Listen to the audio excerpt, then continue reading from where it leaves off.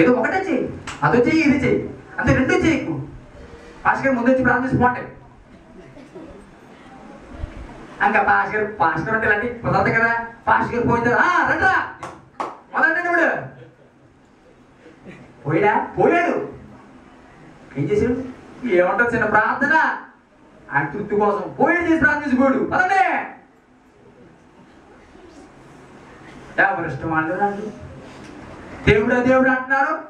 సొంత ప్రయాసం, సొంత ఆలోచన లేకుండా ఏది లేదు. పాస్టర్ ఎలా ఉన్నాం, లోకంలో ఉన్నాం కదా, మరి ఆ మాత్రం మరి ఉంటారు కదండి. ఏదండి ఇది? సొంత ప్రయత్నం అంటారు, ఏమంటారు చెప్పండి? చెప్పండి. దేవుని ప్రక్కన పెట్టి చేయడం అంటారు, ఏమంటారు?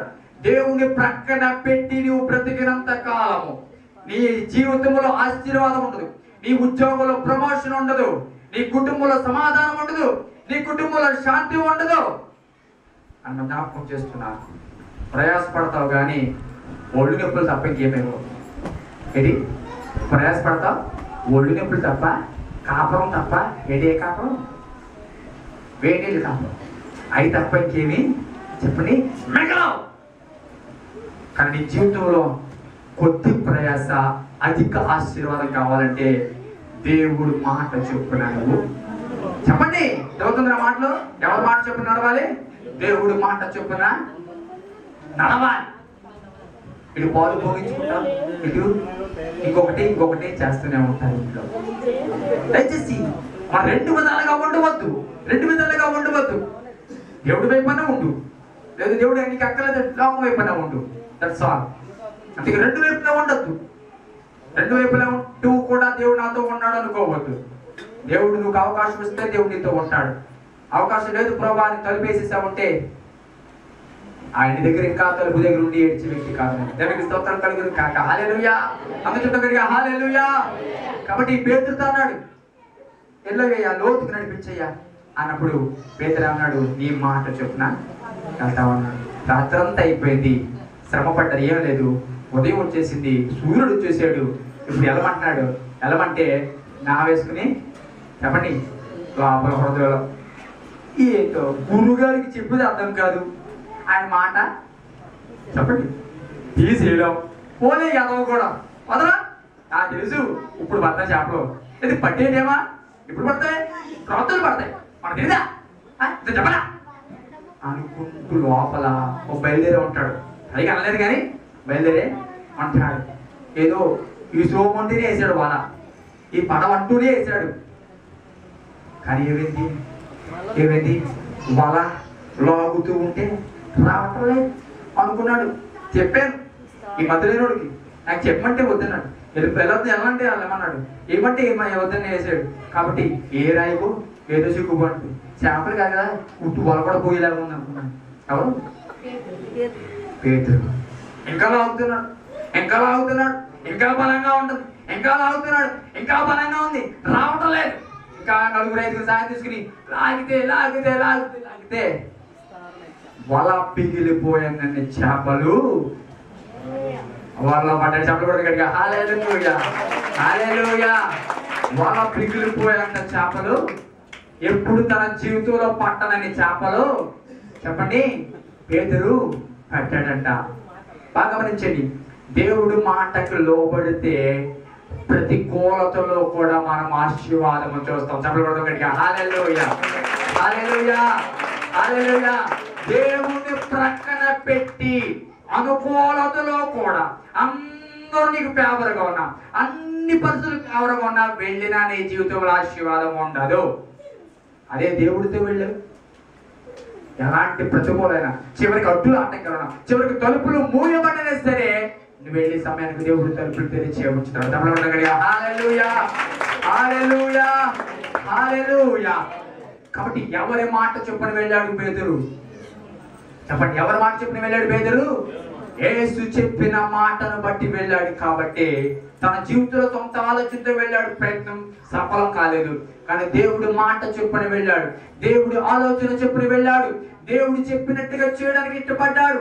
ఒకవేళ లోపల మనసులో విశ్వాసం లేకపోయినా, లోపల మనసులో అంగీకారం లేకపోయినా చేయడానికి ఇష్టపడ్డాడు. కాబట్టి ఏమైంది చెప్పండి, ఏమైంది?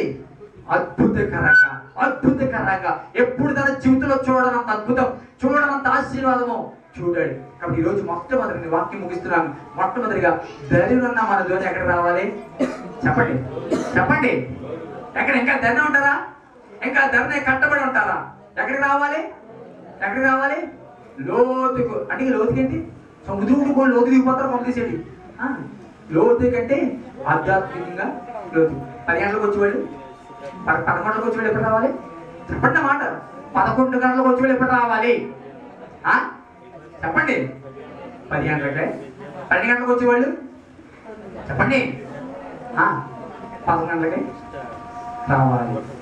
ఇది లోతుకి వెళ్ళడం, ఇది లోతుకి వెళ్ళడం. పాటలు పాడేవారు చెప్పండి, పాటలు పాడేవారు పాటలు పాడే సమయానికి చెప్పండి ఉండాలి. వాయిద్యం చేయాలి, వాయిద్యాలు వాయించిన సమయానికి ఉండాలి.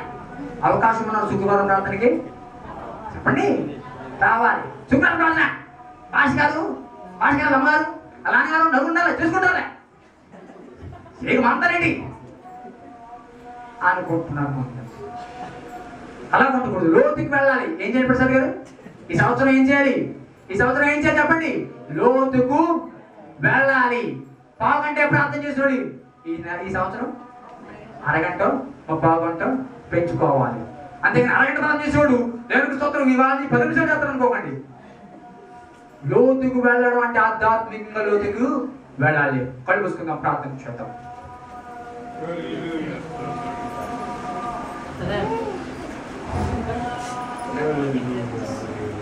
హల్లెలూయా, హల్లెలూయా. పరిశుద్ధమైన తండ్రి, ఎంతవరకు నాతో మాత్రం మీరు మాట్లాడారు, నీకు స్తోత్రాలు.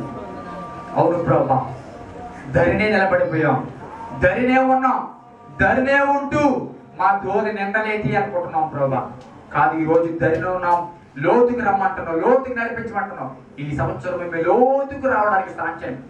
కాళ్ళు తోడు బుగ్గునికి ఇదే క్రైస్తవత్వం అనుకుంటున్నాం, ధరిని నిలబడి ఇదే క్రైస్తవత్వం అనుకుంటున్నాం. కాదు ప్రభా, క్రైస్తవత్వం ఇంకా లోతుకు వెళ్ళాలి బాబు. ఇంకా లోతుకు మమ్మల్ని నడిపించండి, ఆధ్యాత్మిక లోతుల్లోకి మమ్మల్ని నడిపించండి బాబు. ఇంకా ప్రార్థనాపరులుగా, ఇంకా పరిశుద్ధులుగా, ఇంకా ఆధ్యాత్మిక స్థితిలో లోతులకు మమ్మల్ని నడిపించమని ప్రార్థన చేస్తున్నాం. ఈ మాట చొప్పున పేతురు చేశాడు, సొంత ప్రయత్నం చేశాడు, సొంత ఆలోచన గుండా వెళ్ళాడు, ప్రయాసపడ్డాడు కానీ ఫలితం లేదు.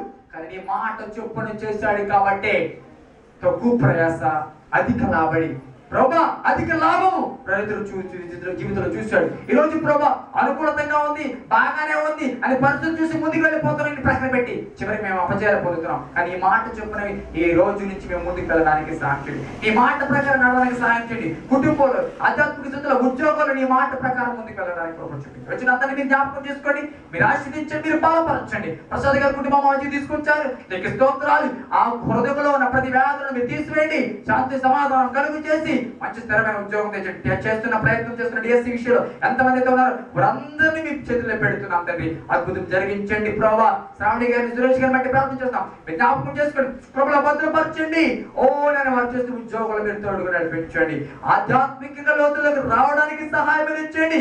ఇరువురు మధ్య మూడో వ్యక్తిగా వారి కుటుంబాలను నేను ఉంచుకుని ముందుకు వెళ్ళడానికి కృప చూపించండి. ఎస్ కుమార్ గారి కుటుంబాన్ని కూడా మీరు జ్ఞాపకం చేసుకుని వారు చేస్తున్న వ్యాపారాన్ని మీరు ఆశీర్వదించండి. సుగుణమ్మ గారిని జ్ఞాపకం చేసుకోండి ప్రభా. ఆమె కూడా మీరుండండి, ఆమె ఆరోగ్యం దయచేయండి, శక్తిని దయచేయండి, మీరు బలాన్ని దయచేయండి ప్రభా. ఇంకా ప్రభా ఎవరైతే ఉన్నారో ఒక ద్వారక గారి పాపను బట్టి ప్రార్థన చేస్తాం, జ్ఞాపకం చేసుకుని సంపూర్ణ స్వస్థతనిచ్చి మీరు లేపాలి ప్రభా. మేమెవ్వరూ లేపలేము ప్రభా, మా వలన సాధ్యము కాదు, ఇది నీ వలన మాత్రమే సాధ్యము ప్రభా. జ్యోతి కళ్ళను బట్టి కూడా మేము ప్రార్థన చేస్తున్నాం, అద్భుతం జరిగించండి. ఏదో ట్రీట్మెంట్ చేయించుకుంటున్నారని చెప్తారు, నిజమైన ట్రీట్మెంట్ సక్సెస్ఫుల్ జరగడానికి సహాయం ప్రార్థన చేస్తున్నాం తండ్రి, నీకు స్తోత్రాలు.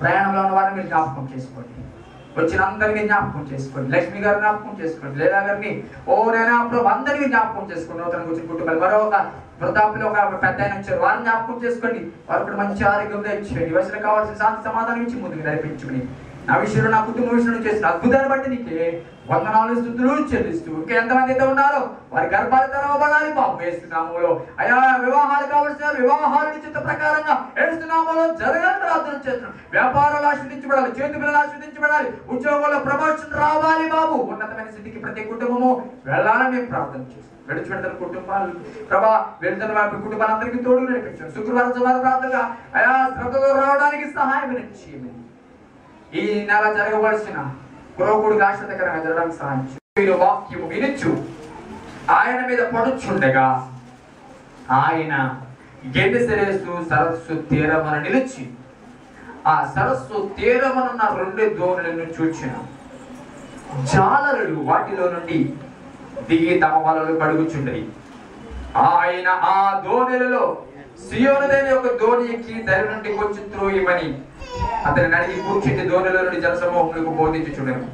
ఆయన బోధించుడు చాలించిన తర్వాత నీవు దోణిని లోతుకు నడిపించి చేపల పట్టుటకు మీ వలలు వేయడని సీమోనుతో చెప్పగా, సీమోను ఏలినవాడ, రాత్రంతయు మేము ప్రయాసపడితే మీ కానీ మాకేమీ దొరకలేదు, ఆయన నీ మాట చొప్పున వలలు వేతులని ఆయనతో చెప్పాడు.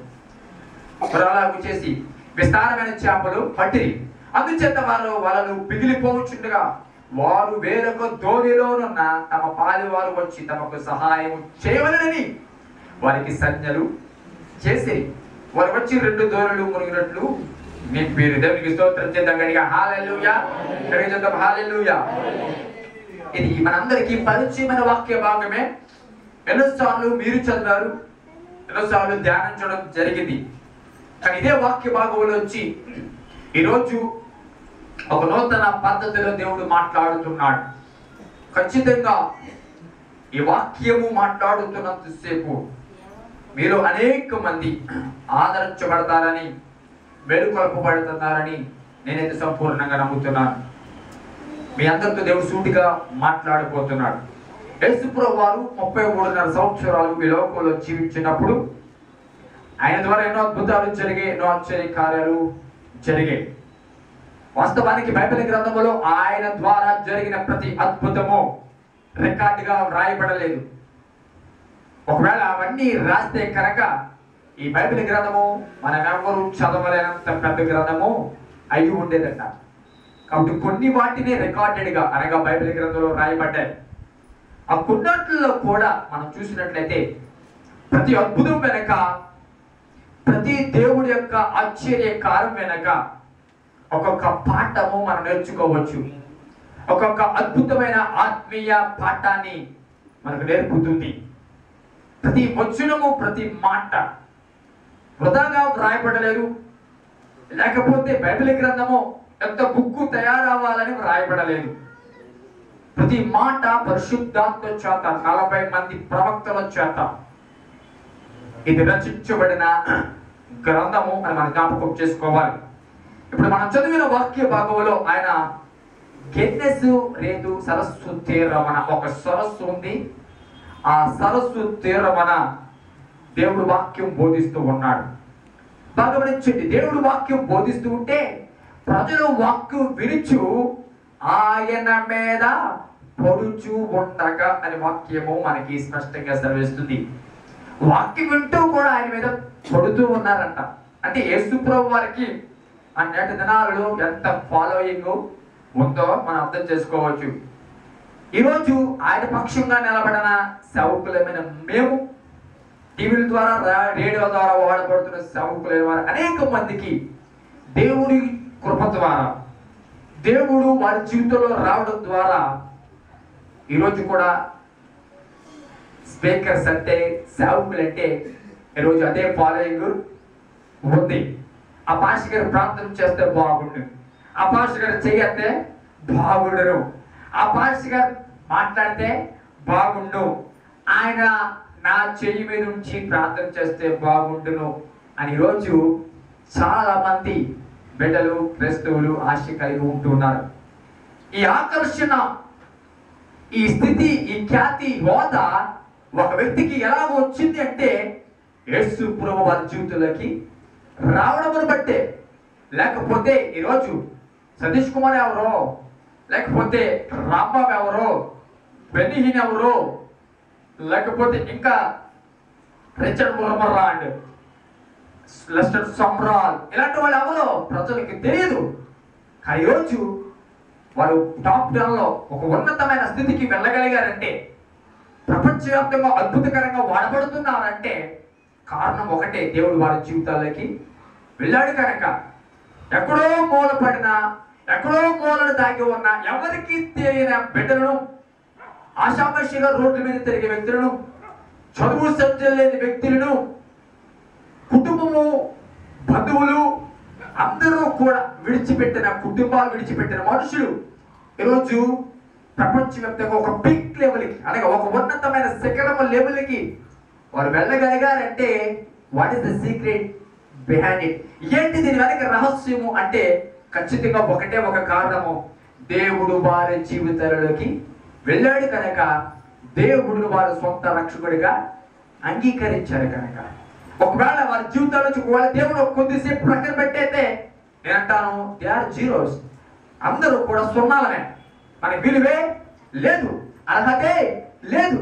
ఈరోజు అయ్యా అంటున్నారంటే, ఈరోజు పూలమాలతో సత్కరిస్తున్నారంటే, ఈరోజు అనేక రకాలుగా దేవుడు సేవకులైన వారు, సేవకులైన వారు, దేవుడు పక్షంగా నిలబడిన వారు ఎవరైనా సరే సత్కరించబడి గౌరవించబడుతున్నారంటే అది దేవుడిచ్చిన ధన్యత, దేవుడు వారి జీవితాల్లో ఉండడం బట్టే.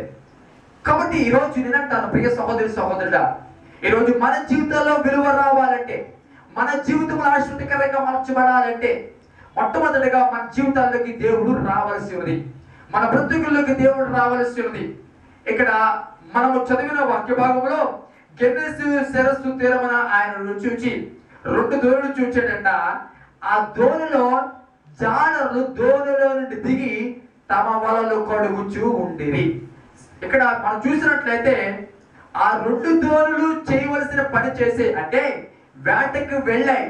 ఆ వేట అయిపోయిన తర్వాత జాలర్లు ఆ బోటును దరి దగ్గర పెట్టి అందులోంచి దిగి వలలు కడుగుకుంటున్నారట. అంటే ఆ పని అయిపోయింది, ఇంకా కడిగేసేసి ఇంకా మడతెట్టేద్దాం అన్న పరిస్థితుల్లో జాలర్లు ఉన్నారు. అలాంటి పరిస్థితుల్లో ఆ దోణులను చూచాడంటే యేసు ప్రభువారు. బోనును చూచు దోణిలో నుండి దరి నుండి కూర్చు, ఇక్కడ 2-3 వచనం, ఆయన ఆ దోణిలో సీమోనుదైన దోణి ఎక్కి దరి నుండి కొంచెం త్రోయమని అతను అడిగి కూర్చుండి దోణిలో నుండి జన సమూహములకు బోధించుచుండెను. యేసు ప్రభువారు ఏ బోట్ అయితే, ఏ నావలైతే పనైపోయి దరినున్నాయో, ఒడ్డునున్నాయో అందులో నుంచి జాలర్లు దిగి పనైపోయింది, ఇంకా చక్క పెట్టేసుకుని వలలు కడిగేసి మడత పెట్టేసి ఇంటికి వెళ్ళిపోదాము అన్న పరిస్థితుల్లో ఆ ఖాళీగా ఉన్న 2 దోణులను యేసు ప్రభువారు చూడడం జరిగింది. మొట్టమొదటిగా చూసిన తర్వాత దేవుడు చేసిన పని ఏంటంటే, అందులో సీమోను పేతురు అనే ఒక దోణి ఎక్కి ఆయన వాక్యము బోధించుచుండెను. దేవునికి స్తోత్రం చెందగలిగా హల్లెలూయా, హల్లెలూయా. అందులో ఒక దోణిలోకి యేసు ప్రభువారు ఎక్కి కూర్చుని ఆయన చేస్తున్న పని ఏంటంటే వాక్యము బోధించుచుండెను. గమనించండి, యేసు ప్రభువారు ఎక్కిన దోణి అది ఖాళీ దోణి. యేసు ప్రభువారు ఎక్కిన దోణి అది ఒడ్డున ఉన్న దోణి. పడుతున్న మాటలు, యేసు ప్రభువారు ఎక్కిన దోణి మొదటిది ఖాళీ దోణి. యేసు ప్రభువారు ఎక్కిన దోణి ఒడ్డున ఉన్న దోణి. యేసు ప్రభువారు ఎక్కిన దోణి అప్పటికే వేటకు వెళ్ళి ఏ ఫలితం లేక వెనుకకు వచ్చి దారిని నిలబడిన దోణి. ఓకే, నా మాట్లాడుతున్నాయా? ఇంకా 4వది, యేసు ప్రభువారు దోణిని చూచి ఆ దోణిలోకి ఎక్కి, ఏమన్నా వాక్యం, ఆ దోణిలోకి ఎక్కి వాక్యమును ప్రజలకు బోధించుచుండెను. ఖాళీగా ఉన్న దోణిలో, ఒడ్డున ఉన్న దోణిలో, పనైపోయింది, ముగిసిపోయింది అనుకున్న దోణిలోకి యేసు ప్రభువారు మొదటగా చెప్పండి రావడం జరిగింది. అద్భుతమైన మాటలు. యేసు ప్రభువారు మొదటగా ఏం చేశారండి? ఆ దోణిలోకి రావడం జరిగింది. ఓకే, దోణి అనే మాట నేను ఎప్పుడైతే సంబోధిస్తున్నానో అప్పుడు ఎవరికి వారు ఇది నా జీవితము అనుకోండి. వినపడుతుందన్న మాట. దోణి అనేది ఎప్పుడైతే నేను మాట్లాడుతున్నానో అప్పుడు ఈ దోణి అంటే ఎవరు? సుధాకర్ ఒక దోణి, అలాగే ఎవరికి వారే ఒక చెప్పండి దోణి అనుకుని మీరు నా మాటలు జాగ్రత్తగా వినాలని మనం చేస్తున్నాం. అప్పుడే మీకు వాక్యం స్పష్టంగా అర్థమవుతుంది. చెప్పండి, ఇప్పుడు దోణి అంటే ఎవరు? చెప్పాలి, మీరే అంటారా? ఎవరు దోణి అంటే? నేనే. ఎవరికి వారే. ప్రసాద్ గారు ఒక దోణి, యేసు కుమార్ గారు చెప్పండి ఒక దోణి, లాజర్ గారు ఒక దోణి. ఇప్పుడు ఈ సుధాకర్ దోణి ఏముందంటే ఒడ్డున ఉంది. ఒడ్డున ఉంది. ఎలా ఉంది? ఒడ్డున ఖాళీగా ఉంది, ఏ పని లేకుండా చెప్పండి ఉంది, పని పూర్తి వచ్చాడు. దానికి స్తోత్రం చెప్తాం. హల్లెలూయా. యేసు ప్రభువు వారు ఖాళీగా ఉన్న దోణిలోకి, ఒడ్డున ఉన్న దోణిలోకి కట్టబడిపోయి ఆ వలలు బయటకు వచ్చి జారలు శుభ్రం చేసుకుంటూ ఖాళీగా ఉన్న దోణిలోకి యేసు ప్రభు మొట్టమొదటిగా రావడం జరిగిన విషయాన్ని మనం గమనిస్తున్నాం. ఇంకా తర్వాత చూసినట్లయితే ఆయన బోధించడం చాలించిన తర్వాత నీవు దోణిను లోతులకు నడిపించి చేపల పట్టుటకు మీ వలలు వేయడని సీమోనుతో చెప్పగా, సీమోను ఏలినవాడా, రాత్రంతయు మేము ప్రయాసపడితిమి గాని మాకేమయో దొరకలేదు, అయినాను నీ మాట చొప్పున వలలో వేతునని ఆయనతో చెప్పాను. ఈ దోణికున్న పరిస్థితి ఏంటంటే ముందు రాత్రి చెప్పండి, ముందు రాత్రి ఆ వేటకు వెళ్ళింది, సముద్రంలోకి వెళ్ళింది చేపలు పట్టడానికి. జాలర్లు వెళ్ళారు, పేతురు మిగతా వాళ్ళతో అందరితో కూడా కలిసి వెళ్ళాడు. కానీ ప్రయాసపడ్డాడు. రాత్రులే సర్వసాధారణంగా వేటకి వెళ్తారు, మనందరికీ తెలిసిన విషయమే. ఆ వేటకి వెళ్ళాడు, ప్రయాసపడ్డాడు. ఎక్కడ వలలేస్తే చేపలు పడతాయో గమనించండి. సముద్రము పేతురుకు కొత్త కాదు, జాలర్లకు కొత్త కాదు. ఎక్కడ వేస్తే చేపలు వస్తాయో, ఎక్కడ వల వేస్తే చేపలు దొరుకుతాయో జాలర్లకు బాగా చెప్పండి తెలుసు. అలాంటి జాలర్లు రాత్రంతా వెళ్ళారంట, శ్రమ పడ్డారంట. ఎన్నో ఎక్కడేస్తే బాగుంటుంది, ఎక్కడేస్తే బాగుంటుంది, అక్కడేస్తే బాగుంటుంది అని వారి సొంత ఆలోచన తప్పగా, వారి జ్ఞానాయుక్తముగా ఎక్కడైతే బాగుంటుందో వారు ఊహించారో, ఎక్కడైతే బాగుంటే చేపలు దొరుకుతాయని ఆలోచన చేశారో ఆ ఆలోచన ప్రకారంగా వారు చేయవలసిన ప్రయత్నం అంతా చెప్పండి అద్భుతమైన మాటలో చేశారు. ముందు రోజు రాత్రంతా ఓకే చేశారు. ప్రయత్నం ఏమైనా సఫలమైందా? చేశారు. ఏమైనా చేపలు పడ్డాయా? చేశారు. ఏమైనా దోణి నిండిందా? చేశారు. ఏమన్నా వారు శ్రమకు తగిన ఫలితమో దొరికిందా అంటే రాత్రంతా శ్రమ పడ్డారు. అనేక ప్రాంతాల్లో చేపల కోసమని వలలు వేశారు, కానీ ఉదయమైపోయింది, కానీ ఒక్క చేప కూడా చెప్పండి పడలేదంట. ఎలాగ వెళ్ళిన దోణులు అలాగే చెప్పండి వచ్చేసాయి, దరిని ఉన్నాయి. ఇప్పుడు ఆ దరిగిన ఖాళీగా ఉన్న దోణులకి యేసుప్రభు మొదట ఎంటర్ అయ్యాడు, కూర్చున్నాడు, బోధిస్తున్నాడు. ఇప్పుడు రెండవదిగా ఏమంటున్నాడంటే పేతురుతో, నీవు ఆ యొక్క దోణిను లోతుకు నడిపించు. దేవునికి స్తోత్రం చెప్తాం గట్టిగా హల్లెలూయా, గట్టిగా హల్లెలూయా.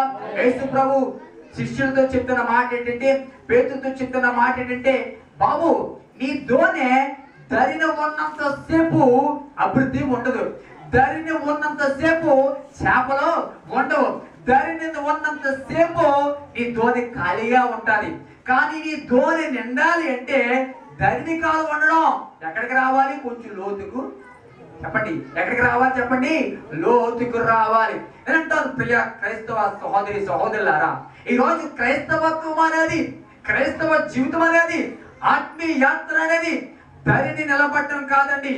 దరిని నిలబడి చేపల కోసం వెతకడం కాదు, దరిని నిలబడి దోణి నిండాలి అనుకోవడం కాదు, దరిని నిలబడి నా దోణి నిండిపోవాలి అనుకుంటే ఈ రోజు క్రైస్తవత్వం నడుస్తుంది.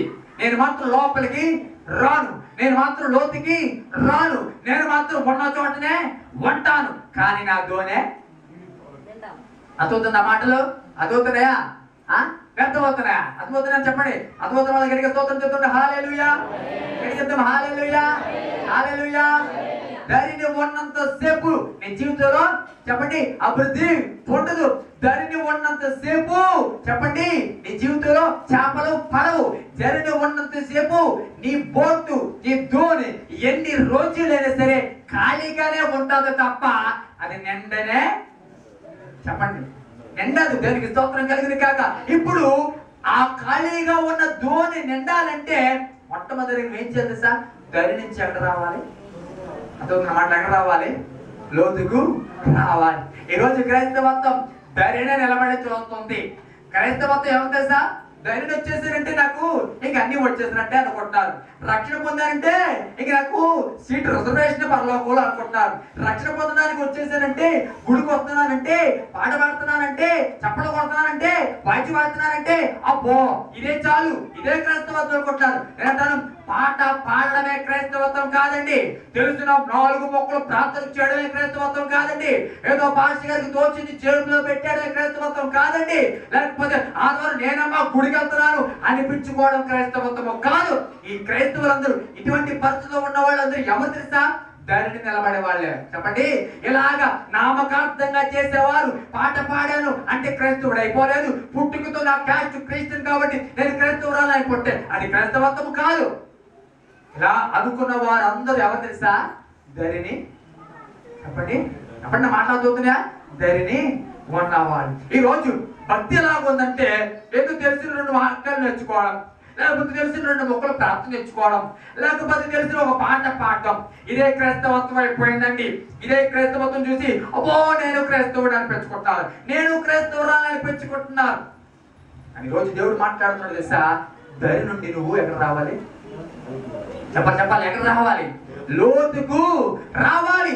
ఎన్ని సంవత్సరాలైనా ధరినే నిలబడిపోతున్నావు, ఎన్ని సంవత్సరాలైనా సరే కాళ్ళు తడిసాయి కదా అనుకుంటున్నావు. కాళ్ళు తడుపుకుంటున్నా సముద్రంలోకి వచ్చి ఏమన్నది సార్? నేను గడిచేతగానే అంటున్నారు. ఏమన్నారు? కాళ్ళు తడుపుకుని ఏమన్నారండి ఈరోజు క్రైస్తవులు? చెప్పండి, నా మాట అర్థమవుతుందా? కాళ్ళు తడుపుకుని ఏమంటున్నారు? మేము గజేతగాళ్ళం అండి. ఎన్ని సంవత్సరాల నుంచి తెలుసా మా జీవితము? ఎంత సాక్ష్యమో, మా సాక్ష్యం అన్నారు ఎప్పుడనని? అబ్బో ఎన్నో సంవత్సరాల నుంచి నువ్వు క్రైస్తవత్వం ఎంత లోతుగా ఉన్నావు తెలుసా? కానీ అక్కడి నుంచి ఉన్నారు ధరినే నిలబడ్డారు. కాళ్ళు మాత్రమే, చెప్పండి, కాళ్ళు మాత్రమే తడిచాయి, ఇంకేమీ లేదు. బాగా గమనించండి. లోతుకు వెళ్ళిన తర్వాత ఇక్కడ ముందు ఈ తడుస్తాయి, అవునా? ఇంకా వెళ్ళిన తర్వాత కొంచెం మాకాడు, ఇంకా వెళ్ళిన తర్వాత బాప్తిజాన్ని ఎక్కడి వరకు వెళ్తాం? చీరమండలు ములిగిన తర్వాత రండి ముంచేస్తాను అంటున్నా. చీరమండలు ములిగితే ముంచేస్తాను అంటున్నా. ఎక్కడికి వెళ్ళాలి చెప్పండి? మన బాప్తిజం పొందలేక ఎక్కడికి వెళ్ళాలి? ఎక్కడి వరకన్నా కనీసం వెళ్ళాలి. వాళ్ళు మోకరించేలా వీలుగా ఉండి నేను ముంచిలా ఉన్నాను. సపోజ్ ఈ చీరమండల దగ్గర బాప్తిజం అనుకోండి, అలా ఉంటుంది. చెప్పండి, ఈ చీరమండల దగ్గరికి వెళ్ళి బాప్తిజం అనుకోండి, ఈ వెనకాల అంతా తడుతుంది. ఆ పడుకోబెడితే ఎదురంతా పొడిగానే, అంటే సగం మార్పు సగం కూర్పు. దేవునికి స్తోత్రం కలుగును కాక. హల్లెలూయా. కాబట్టి ఈ రోజు నేను అంటాను, క్రైస్తవత్వం అనేది ధరిని నిలబడి చూసేది కాదు. వాక్యం చెప్తుంది స్పష్టంగా, ఎవరైతే ధరిని నిలబడి సముద్రం అంతా చూస్తున్నారో, క్రైస్తవత్వం సముద్రం అంతా లోతైనది, సముద్రం లాంటిది. అందులోకి నువ్వు రావాలి. ఒడ్డున నిలబడి అబ్బో అయ్యో అనుకుంటూ ఉంటే నీ జీవితంలో ఆశీర్వాదం రాదు. నీ జీవితంలో ఆశీర్వాదం రాదు. నీ ధోని నిండదు. నీ జీవితంలో నీ ధోని నిండాలంటే, నువ్వు ఆశీర్వాదకరంగా మారాలంటే, నీ ఆర్థిక పరిస్థితి మారాలంటే, నీ బ్రతుకు మారాలంటే, నీ ఆలోచన విధానాలు మారాలంటే, నువ్వు అనుకున్న పరిస్థితుల్లో ఉన్నతమైన స్థితికి నువ్వు ఎదగాలంటే, నీ ఆర్థిక స్థితిగతులు మారాలంటే, నీ ఉద్యోగ పరిస్థితులు ఏదైనా మారాలంటే, నీ కుటుంబ పరిస్థితులు మారాలంటే, ఈరోజు ధైర్యమే నిలబడి ప్రభు నాకు అది చెయ్యి. ధైర్యంగా నిలబడి నా ధోని మాత్రము కట్టబడే ఉంటది, నా ధోని మాత్రం ఒట్టినే ఉంటది. చేపలు మాత్రం నా ధోని ఎత్తుకుంటూ రావాలనుకోకూడదు. ఎన్న ప్రసాద్ అంతేనా? ధైర్యం నువ్వు బోట్ని ఖాళీగా వచ్చి చేపలు మాత్రం ఏది సుధాకర్ గారు భక్తి అనుకుని రావడానికి అలాంటి ఎక్స్పెక్టేషన్ చేయకు. దేవునికి స్తోత్రం చెప్తాం కనుక హల్లెలూయా. నీవు నీ ధోని నిండాలి అంటే, నీ ధోని చక్కగా ఆశ్వాదకరంగా ఉండాలంటే, ధోని అంటే ఏంటి మర్చిపోయారా? నీ బ్రతుకు ఆశ్వాదకరంగా ఉండాలంటే, నీ జీవితంలో ఏంటంటే బతుకులు ఏం చేసినా బుక్కు పాలవుతుంది. ఇంట్లో సమాధానం లేకుండా ఉందండి. ఇంట్లో అసలు ఏమీ బాగుపడలేదండి. ఆర్థిక పరిస్థితి అంత మాత్రంగా ఉంటుందండి. ఏం బాగోలేదండి. అసలు ఏం బాగుంటుంది? ఒట్టినే నిలబడ్డాం. ఏమంటారు చెప్పండి? ఒట్టినే నిలబడ్డాం, ఒట్టినే ఉన్నాం, ఒట్టినే చూసావు. కానీ ఇప్పుడు దేవుడు చెప్తున్నాడు సార్, పేతురు ఏమన్నాడు? కొంచెం లోతుకు, చెప్పండి, లోతుకు నడవాలి. క్రైస్తవుడు అనేవాడు రోజు తర్వాత రోజు, సంవత్సరం వెంబడి సంవత్సరం ఎలా నడవాలి చెప్పండి? లోతుకి, చెప్పండి, లోతుకు రావాలి. కొంతమంది ఏమో చూడండి ఈ లోతు నుంచి ఇలా వెనక్కి వెళ్ళిపోతే అనుకోదు పాదాల దగ్గర వస్తున్నారు. కొంతమంది ఏమో ఎక్కడున్న వాళ్ళు ఇలా ఇలా ఇలా లోతుకొస్తున్నారు. ఇది గ్రేస్ అవుతాం. మొదటి వారు లోకలోనా మరింత లోతుగా లోకంలో పోతున్నారు. అది ఈదలేకపోయినా లోకంలో ఆ లోకంలో ఈదలేకపోయినా మునిగిపోతున్నా, అవమానాలు అడుగుతున్నా, దెబ్బల మీద దెబ్బలు తిన్నా, మోసం మీద మోసాలు చూస్తూ ఉన్నా ఇంకా ఈదుకుంటూ పోతున్నారు లోకంలో.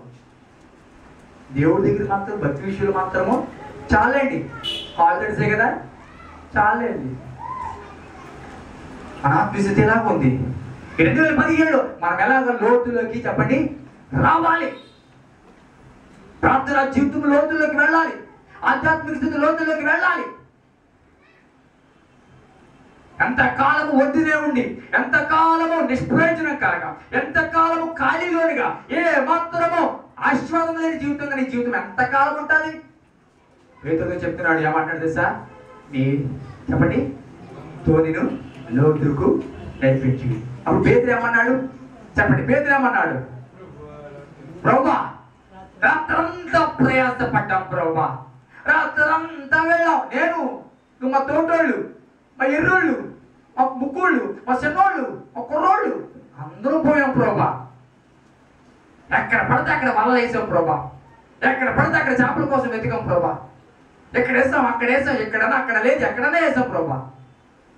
కానీ ఒక చేప పడలేదు అని ఇయ్యం ప్రభా. ఎందుకు ప్రభా? వేయవలసిన సమయంలో వేసాం, వెళ్ళవలసిన రీతిలో వెళ్ళాం, చేయవలసిన ప్రయత్నాలన్నీ చేసాం, ఎక్కడెక్కడికి వెళ్ళాలో వెళ్ళాం, ఏమేమి చేయాలో అన్నీ చేసాం. కానీ జీవితంలో చెప్పండి ఆశీర్వాదం లేదు, జీవితంలో అభివృద్ధి లేదు. ఎందుకు లేదు ప్రభా అనలేదు. ఏమన్నా తెలుసా? అంతా వేసాం ప్రభా, ప్రయాసపడ్డాం నిజమే, ఏం దక్కలేదు నిజమే. కానీ ఏమన్నారు? నీ మాట చొప్పున వాళ్ళ దానికి స్తోత్రం కలిగిన కాక. అందరూ చెప్తాం గట్టిగా హల్లెలూయా. ఏం చెప్తాం? హల్లెలూయా, హల్లెలూయా. యేసు ప్రభు వలలేయమంటున్నాడు. పేతురు అంటాడు, ప్రయాసపడ్డాం ఏమి సొక్క లేకుండా పోయింది, కానీ నీ మాట చొప్పున మేము చెప్పండి వల. ఇక్కడ మాకు మాట వినాలి. ఎంతగా శ్రమ పడ్డాం ప్రభా, ఏ మాత్రం ప్రయోజనం లేకుండా పోయింది. గమనించండి, గత ముందు రోజు రాత్రి పేతురు వెళ్ళింది సొంత ఆలోచన ద్వారా, పేతురు వెళ్ళింది సొంత ప్రయత్నము, పేతురు చేసింది సొంత ప్రయత్నము, పేతురు వెళ్ళింది సొంత మార్గము, పేతురు చేసింది సొంత చెప్పండి అన్ని విషయాల్లోనూ సొంత ఆలోచనతో చేశాడు. కానీ ఇప్పుడు ఏమన్నాడు దేవుడు? నా మాట చెప్తున్నాడు. ఎంతకాలము నీ సొంత ప్రయత్నాలు ఎన్నో చేస్తూ ఉంటావు. ఎంతకాలం నీ జీవితంలో ఎన్నో రకాలుగా వలలు వేసావు, ఎన్నో రకాలుగా ప్రయాణం చేసావు. ఆర్థికంగా నిలదొక్కుకోవడానికి, ఆర్థికంగా అభివృద్ధి చెందడానికి, ఉద్యోగాల వేటని, ఆ వేటని, ఈ వేటని, ఎన్నో రకాల కుటుంబాల శాంతి కోసం, కుటుంబాల సమాధానం కోసం అక్కడెక్కడో ఎక్కడికక్కడ తిరిగావు. అనేక రకాల ప్రయత్నాలు చేయని ప్రయత్నం అంటూ లేదు. ప్రతి ప్రయత్నం చేసావు. చివరికి ప్రయాసతో ఏమీ లేని జోనిగా ఇప్పుడు కొట్టినా చెప్పండి నిలబడ్డావు. ఇప్పుడు దేవుడు చెప్తున్న మాట ఏంటంటే నీతో ఇప్పుడు నా మాట చెప్పున దేనికి స్తోత్రం కలుగును కాక. యేసు ప్రభు చెప్పినప్పుడు, యేసు ప్రభు చెప్పినట్టుగా నీవు చెయ్యాలి అంటే గతాన్ని విడిచిపెట్టాలి. చెప్పండి గతాన్ని విడిచిపెట్టాలి. గత రాత్రి నువ్వు ఎంత ప్రయాసపడ్డావో విడిచిపెట్టు. గత రాత్రి నువ్వు ఏం చేసినా ప్రయోజనం లేకుండా పోయిందేమో విడిచిపెట్టు. యేసు ప్రభు మాట ప్రకారం చెయ్యాలంటే నువ్వు గత అనుభవాలను విడిచిపెట్టాలి. దేవునికి స్తోత్రం చేద్దాం గట్టిగా హల్లెలూయా చెప్పండి. యేసు ప్రభు మాట ప్రకారం చేయాలంటే ఏం చేయాలి? గత అనుభవాలను విడిచిపెట్టాలి. గత సంబంధమైన కన్నీళ్లను, గతంలో ఉన్న ప్రతి వ్యాధులను, గతంలో ఎన్నో రకాల ప్రయత్నాలు చేసావు, గతంలో ఎన్నో వ్యాధులను అనుభవించావు, గతంలో ఎన్నో ఎన్నో ఎన్నో ప్రతికూల పరిస్థితులు నీ జీవితంలో చూసావు, ఎన్నో వేదనకరమైన పరిస్థితులు కూడా వెళ్ళావు. కానీ దేవుడు ఏమంటాడు తెలుసా? ఇప్పుడు నా మాట చెప్పున చెప్పండి. నేనంటాను we can't change history but we can change the future. అదేనా మాట? మనము చరిత్రను మార్చలేము మార్చలేము కానీ భవిష్యత్తును మాత్రము మార్చగలం. అందరూ చెప్పకూడదు గట్టిగా చెప్పండి. చరిత్రను మార్చలేం కానీ భవిష్యత్తును చెప్పండి. అర్థమవుతున్న మాటలు. ఎంతకాలము అయిపోయింది నీ జీవితంలో, అలసిపోయావు, ఎన్నో రకాల వేదనలు కూడా వెళ్ళి అన్ని రకాల చప్పటిదనాన్ని చేదు అనుభవాలు కూడా జీవితంలో వెళ్ళావు, అనుకున్నది సాధించలేకపోయావు, ఏ పరిస్థితులు ఎందులోకి వెళ్ళినా వేదనలు అపజయాలు చూసావు, ప్రయాసపడ్డావు, పిల్లలు పెంచాలని ప్రయాసపడ్డావు, పిల్లలు మంచి భవిష్యత్తులోకి తీసుకురావాలని ప్రయాసపడ్డావు, ఉద్యోగం కోసం ప్రయాసపడ్డావు, పిల్లల కోసం ప్రయాసపడ్డావు, అవమానం చోట ఘనత పొందాలని ప్రయాసపడ్డావు, శాంతి సమాధానం ఇంట్లో ఉండాలని ప్రయాసపడ్డావు, ప్రయాసపడి ఓడిపోయావు, ప్రయాసపడి నిరుత్సాహపడ్డావు, ప్రయాసపడి నిస్పృహలోకి వెళ్ళిపోయావు. కానీ God is going to give another chance. దేవుడు మరొక అవకాశాన్ని మనకి ఇస్తున్నాడు. దేవుడు మరొకసారి మనతో మాట్లాడుతున్నాడు. దేవుడు మరొకసారి నిన్ను ప్రోత్సహిస్తున్నాడు. ప్రియ తల్లి, ప్రియ సహోదరి, ప్రియ సహోదరుడా, ప్రియ తమ్ముడు, ప్రియ అన్నయ్య, ఏ విషయంలో ఒకవేళ నీ జీవితంలో ఓడిపోయిన స్థితిలో, ఒంటరి స్థితిలో, ఖాళీ అయిపోయిన స్థితిలో, ఆర్థికంగా, ఆధ్యాత్మికంగా, కుటుంబ పరంగా, నైతిక పరంగా అన్ని విషయాల్లో ఒకవేళ కృంగిపోయి ఎంత కాలం నీ జీవితంలో ప్రయాసపడి అన్నిటిలో ఓటమి చవి చూసిన జీవితంలో ఉన్నామో, దేవుడు చెప్తున్న మాట తెలుసా? One more chance. నేను మరలా నీకు అవకాశాన్ని ఇస్తున్నాను. నా మాట చొప్పున చెయ్యి, నా మాట చొప్పున నువ్వు వెళ్ళు, నా మాట చొప్పున. ఎంతకు ముందు ఎవరి ప్రయత్నం అది? చెప్పండి, చెప్పాలి. ఇంతకు ముందు ఎవరి ప్రయత్నం అది? చెప్పాలి గట్టిగా. నా ప్రయత్నం. ఇంతకు ముందు ఎవరు ఆలోచన అది? పేతురు ఆలోచన. ఇంతకు ముందు వెళ్ళిన ప్రయాణం ఎవరిది? ఎవరి మాట చొప్పున వెళ్ళాడు పేతురు? తన సొంత మాట చొప్పున బయలుదేరాడు. వెళ్దామంటే వెళ్దాం, పదంటే పద అని బయలుదేరారు. ఇంతకు ముందు చేసిన ప్రయత్నం సొంత ప్రయత్నము, ఇంతకు ముందు చేసిన ఆలోచన సొంత ఆలోచన. కానీ ఇప్పుడు దేవుడే ఆలోచన ఇస్తున్నాడు, దేవుడే డైరెక్ట్ చేస్తున్నాడు. నేనంటాను, నీ సొంత ఆలోచన ప్రకారంగా నీవు జీవించినంత కాలము నీ జీవితంలో అభివృద్ధిని చూడలేవు.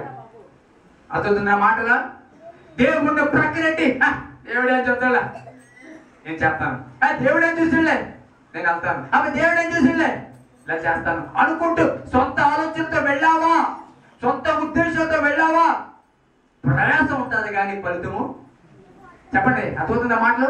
ప్రయాసం ఉంటుంది కానీ ఏముండదు, ఫలితము ఉండదు. నీ జీవితంలో దేవుడిని ప్రక్కన పెట్టి దేనికైనా ముందుకు వెళ్ళావా? నీ జీవితంలో దేవుడు వాక్యాన్ని విడిచిపెట్టి, ప్రార్థనను విడిచిపెట్టి, పరిశుద్ధతను విడిచిపెట్టి, దేవుడు మాట్లాడుతున్నా లెక్క చేయకుండా పాస్కర్లకు పని ఉంది అలాగే చెప్తారు అనుకుంటూ లెక్క చేయకుండా ముందుకు వెళ్ళిపోతున్నామో, దేవుడు ఇది తప్పని చెప్తున్నా సరే పాస్టర్ గారు నా మీద కోపకి చెప్తున్నాడు అనుకుంటే ఎంత కాలం ఒకళ్ళు నిర్లక్ష్యం చేసామో, దేవుడు స్పష్టంగా నీతోనే అని చెప్తుంటే పాస్టర్ గారికి అలా నోటంటే మాట వచ్చింది కానీ నేనే ఎందుకు అనుకోవాలి అనుకుంటూ బ్రతుకుతున్నాము. ఒకవేళ ఎంతకాలము ఒకవేళ అలా దేవుడిని ప్రక్కన పెట్టి నీవు జీవిస్తే జీవితంలో శాంతి ఉండదండి, జీవితంలో సమాధానం ఉండదండి, ప్రయాసం ఉంటుంది కానీ ఫలితం ఉండదు, కష్టం ఉంటుంది కానీ ఫలితం ఉండదు. జీవితం 10,000 వస్తుంది కానీ 0 కనబడదు, లోపల ₹1 కనబడదు. దేవుడు ప్రక్కన పెడితే,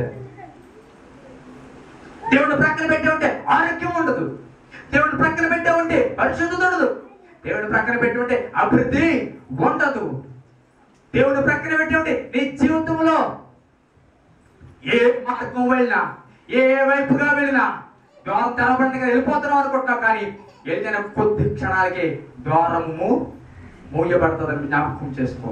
ఎందుకంటే వాక్యం చెప్తుంది, ఆయన మూస్తే ఎవరు తెలవలేరు, ఆయన తెలిస్తే ఎవరు చెప్పండి చెప్పండి చెప్పండి మూయ. నమ్ముతున్నారా? నమ్మలందరూ చెప్పలు పెట్టి గడిగిస్తుంది. హల్లెలూయా, గడి కూడా హల్లెలూయా. నీ జీవితంలో ద్వారం ఎవరు తెరవాలి చెప్పండి? నీ జీవితంలో ద్వారం ఎవరు తెరవాలి? దేవుడే తెరవాలి. దేవుడు ద్వారం తెరవాలంటే ఎవరి మాట చొప్పున వెళ్ళాలి? కొంతమంది దేవుడు ఉండాలి, లోకం ఉండాలి. దేవుడు చెప్పినట్టు చేస్తావు, భక్తులు చెప్పినట్టే చెప్పండి. దేవుడు దేవుడు అంటారు, ముహూర్తాలు చూసుకుంటారు. దేవుడు అంటారు, మంచి రోజులు చూసుకుంటారు. ఇటు పాస్టర్ గారితో ప్రార్థన చేసుకుంటారు, వెనకాల గేదెనో దేనో ఇంట్లోకి